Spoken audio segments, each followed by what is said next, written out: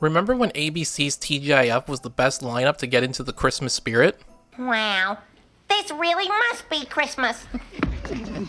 Let's go back. Tamagotchi, of Y2K.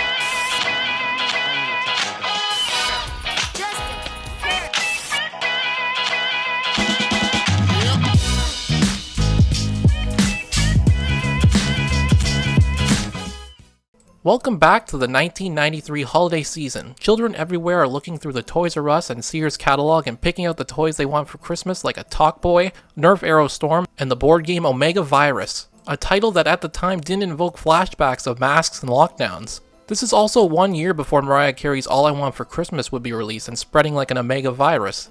On December 10th, ABC had a great lineup of Christmas-themed TGIF episodes, also the exact same day that Doom was uploaded on the internet. Coincidence? Yes, it definitely was. Starting at 8 o'clock was Family Matters, Boy Meets World at 8:30, Step by Step at 9, and closing out the lineup, Hanging with Mr. Cooper at 9:30. Before we get into these shows, let me try and set the mood. You're snuggled up under a huge blanket as snow falls outside your window. The fireplace is roaring and you have a hot chocolate in hand. The news anchor is signing off for the night and TGIF is about to begin. First up is Family Matters with the episode Christmas is Where the Heart Is. Enjoy. The episode opens with Richie wrapping gifts. Eddie comes in and says he needs to hide Laura's present, and Richie reveals he knows where Eddie's gift is hidden. $2. Garage, gray file cabinet, bottom drawer. Laura comes in and Richie reveals he also knows where her gift is hidden. $2. Uncle Carl's room, under the bed, inside the luggage. Damn, look at that Christmas tree, it's hella thick. And I'm talking thick with 2 C's. Hopefully this doesn't awake anything in any of my viewers. Carl gets home and he's being a bit of a Grinch about Christmas. He tells Harriet that he was scammed by someone down at the precinct when he thought the money was going for needy kids, but it actually went towards cheap wine and hookers. Ho ho ho, am I right, guys? Carl says that Christmas brings out the worst in people. I arrested 2 charity Santas who had gotten into a knife fight over a good corner. In the kitchen, Urkel's wrapping gifts. Carl got Harriet a glass music box and begins wrapping it like a psychopath.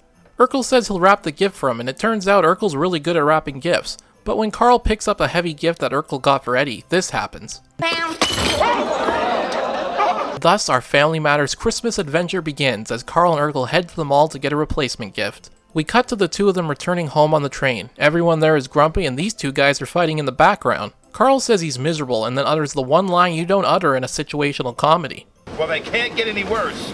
The power goes out and the train isn't going anywhere. Looks like we're getting a bottle episode. Because it's starting to feel like a bottle episode. Urkel being Urkel decides he's gonna lift up the spirits of the people on the train. Everyone on the train is like, hell no, nerd boy, sit down and shut your mouth. Some of us have hookers and cheap wine to attend to.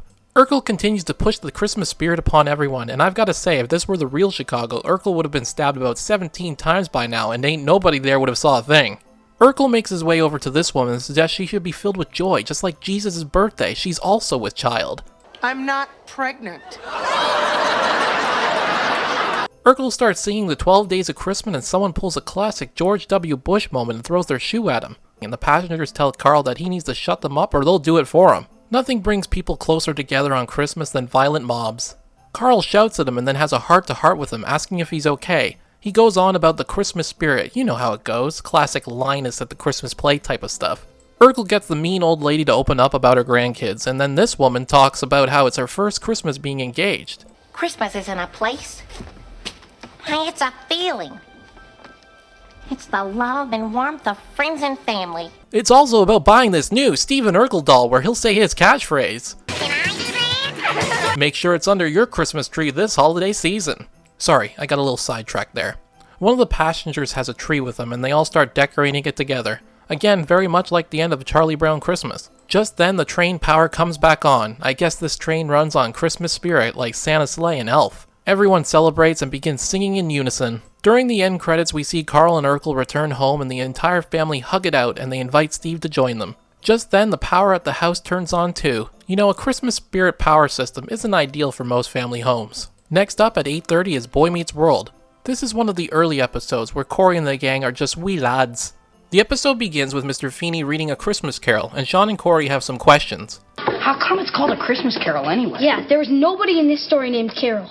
Feeney puts Topanga between them to separate them, which every one of us who is too talkative in class knows too well. Feeney thinks Corey doesn't understand Charles Dickens or the story. Was Mr. Dickens trying to express in his Christmas story?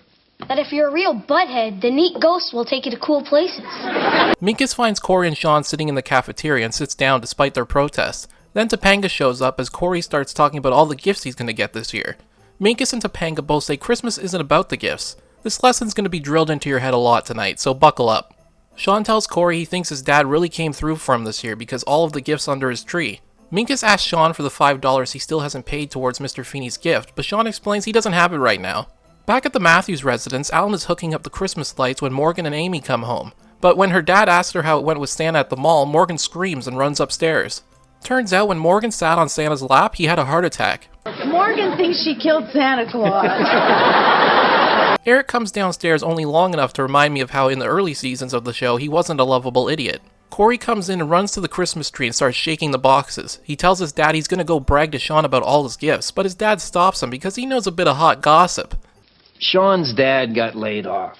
Later on, we see Sean and Corey hanging out in the backyard when Corey gives Sean one of his gifts, but silly old Corey lets it slip. He knows that his dad got laid off. So now Sean gets upset and leaves because he doesn't want Corey's charity gift. Feeney incoming with some Feeney wisdom. But it's the time of year that you can think back and appreciate the real gifts you received. I don't get it. Friendship, for example, is a real gift. Morgan finally comes out of the bathroom only for Santa's elf to show up at the door. Alan says, "You called my daughter a demon child instead of just strangling him with the Christmas lights." But the elf doubles down on his statement. The next minute your kid sits on his lap, bada bing, bada boom, heart attack. Back at school, Sean decides he isn't going to sit with Corey, and that's when Minkus comes in and asks for the $5, which of course Sean doesn't have. If you don't give me $5 right now, I'm not going to put your name on the card, and the entire 6th grade of Jefferson Elementary is going to know you're a deadbeat. Damn, Minkus, chill. Once Sean leaves, Corey tells Minkus Sean doesn't have the money because Corey borrowed it from him, so he'll just pay it directly to Minkus so that Sean's name will be on the card. Then we see that the gift Minkus got Feeney from the entire class is a dictionary. God, this kid is a buzzkill. You know, there's a reason his name rhymes with Dinkus.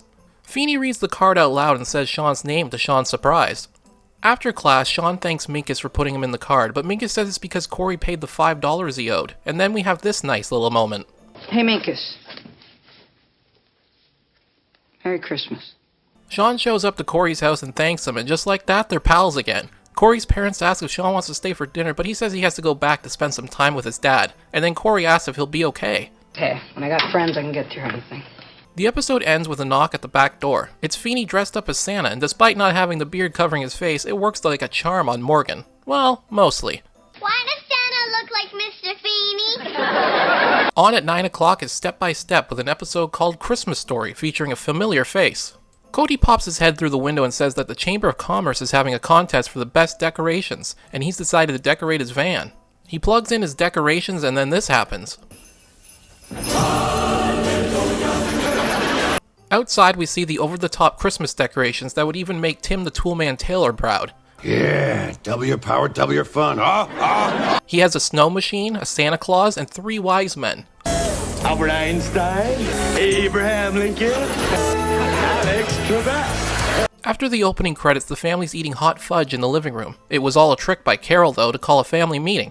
Family meeting? It's a trap. She thinks that this year for Christmas they should pull names out of a hat and only buy gifts for that person. Well, no one likes that idea, including Frank. Fast forward to Christmas Eve. I know this because there's a title card that says so. After putting the gifts under the tree, Carol asks Frank where Brendan's train set is. Oops, he totally forgot, which is normal to forget a kid or two when you have so many. And uh-oh, Carol also forgot to buy stocking stuffers. Luckily, Frank is currently renovating a toy shop downtown and he has the keys, so they head out to find the missing gifts.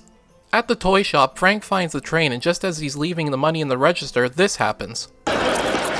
Freeze!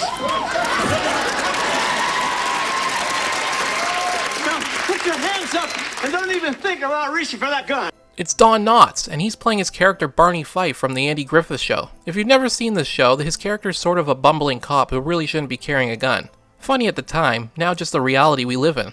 There's also another connection here because Don Knotts also co-starred with Suzanne Summers on Three's Company. Oh, what color did you paint the inside of your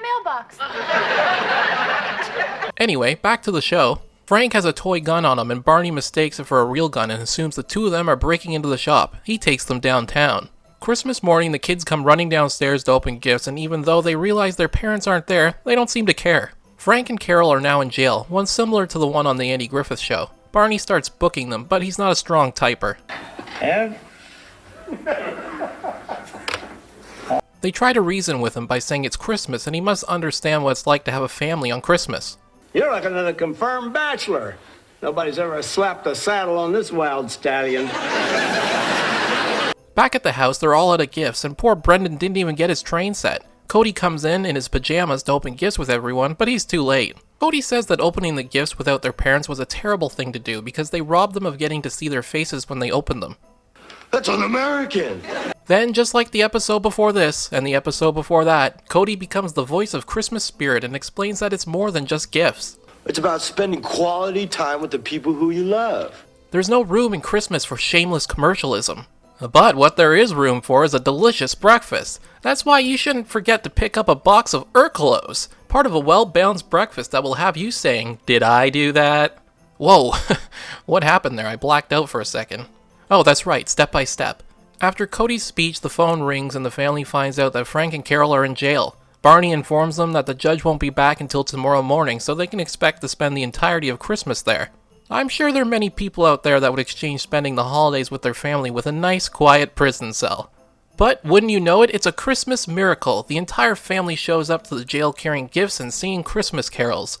It's such a touching moment that it warms old Barney Fife's heart, and he lets Frank and Carol out after they invite him to join them for family Christmas dinner.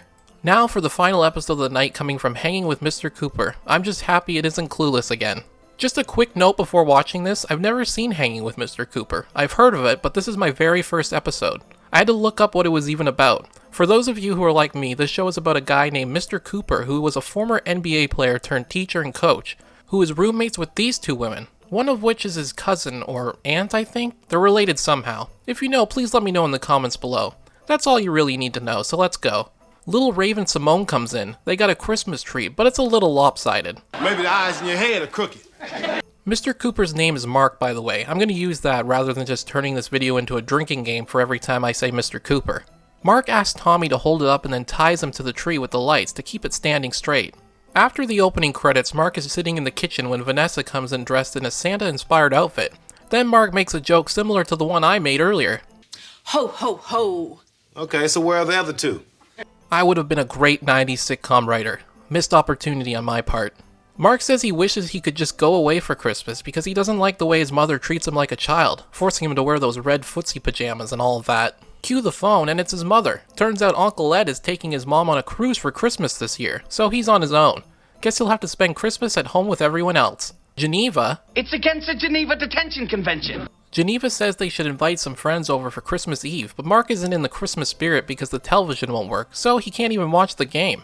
The three of them decide to chip in together and buy a big-ass TV. That's the Christmas spirit.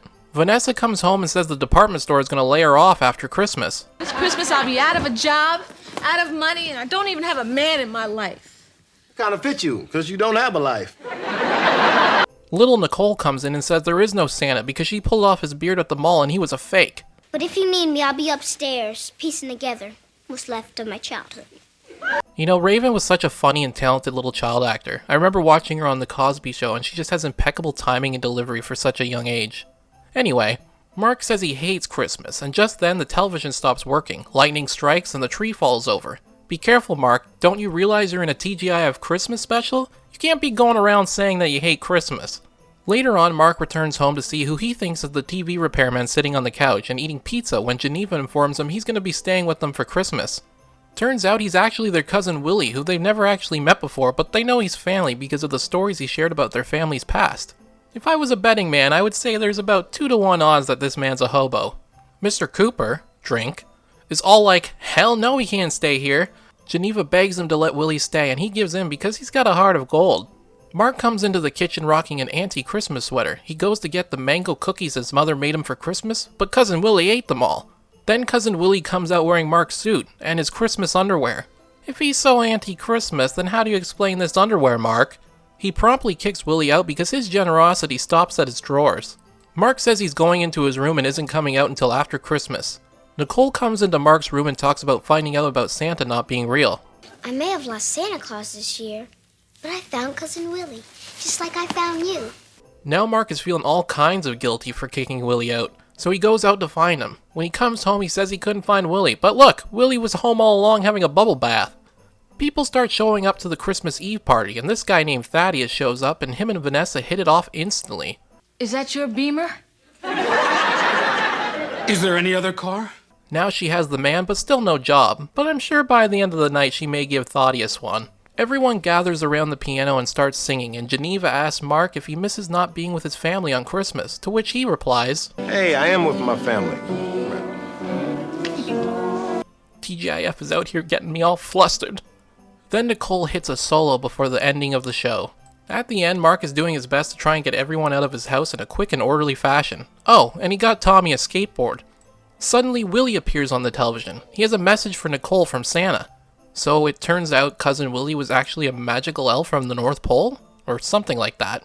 He left behind gifts for Nicole, mango cookies for Mark, and Geneva says she should have asked for a man for Christmas, and then there's a knock at the door. This for afterwards. Yes. We get a quick scene at the end where Mark is on the phone with his mother where she reveals Cousin Willie actually died the day Mark was born. This could have easily doubled as a Halloween episode. And there you have it, TGIF from Christmas 1993.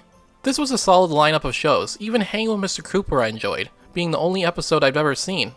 For me, Christmas movies are a lot of fun, but it's always the Christmas specials that really got me into the holiday spirit. What I think made these episodes so memorable and special was the fact that these were families and characters you let into your home every Friday night.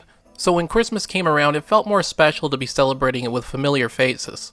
I hope this video got you into the Christmas spirit and maybe brought back some holiday memories. If you liked this video, be sure to like and subscribe.